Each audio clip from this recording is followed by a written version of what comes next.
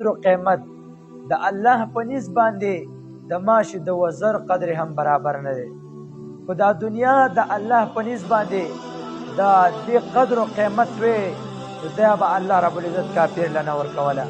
خو چېرته د الله په نس باندې د دنیا قدر و قیمت وی نو الله رب العزت به دغه لوی لوی بولډینګونه دغه لوی لوی محلات دغه کوم چې وتلي دي دا به الله رب العزت نه هلاکولي. خو پته لګي د دې نه چې الله رب العزت په نس الله رب العزت په نس باندې د دنیا قدر د ماشي د وزر قدر هم برابر نه دی. دې وجې دنیا پسې به څوک نه ځي. الله رب العزت خلقو ته دا ښایي چې الله رب العزت په نس باندې دا برابر نه دي. تاسو وکتل چې سیلاب کې څومره ښایسته هوټل چې په کالام کې و دې باندې به دې مالک څومره پیسې لګولي څومره وخت کې به یې جوړ کړی. دغه رنګې نور تاسو به مدین و هغه هوټل لیدلي چې څومره وخت کې به یې جوړ کړي. دغه رنګې مرکزونه د تبلیغیانو چې کوم دي تاسو به لیدلي دی به څومره وخت کې جوړ کړي په څومره پیسې به پرې لګېدلي څومره وخت به پرې د خلکو لګېدلی. لیکن الله رب العزت چې پرې عذاب راوسته سیلاب پرې الله رب العزت رالی نو په سکندونو په حساب باندې هغه الله تباه و برباد. الله رب العزت هلاک کړه. دې وجې نه دنیا پسې ورپسې کېدل دنیا خپل مقصد ګرځول دا د مؤمن شان نه دی. الله رب العزت فرمایي وما خلقت الجن والانس الا ليعبدون. انسانان او پیریان نه دي پیدا کړي مګر د خپل عبادت لپاره مې پیدا کړي.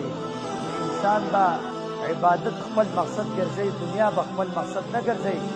دې وجې نه کله چې انسان الله رب العزت احکام ومني کله چې دی د الله رب العزت په هغه صحیح لار باندې روان شي الله رب العزت ته هر قسمه لار کولاوي. الله رب العزت په ده باندې عذابونه نه راولي.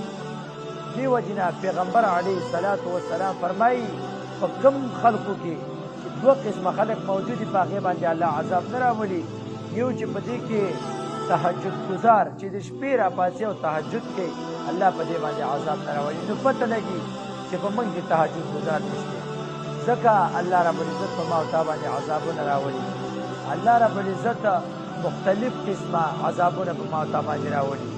کله د کرونا په شکل کې کله د ډینګي وایرس په شکل کې کله د یو شي په شکل کې او کله د بل شي او کله الله رب العزت په موږ او تاسو باندې دغه سیلابونه چې کوم وسي دا د الله رب العزت یو عذاب دی.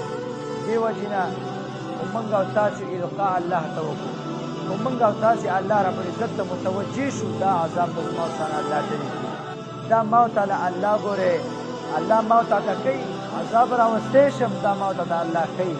لیکن بندگان بیا هم د الله رب العزت د احکامونه غافل دي.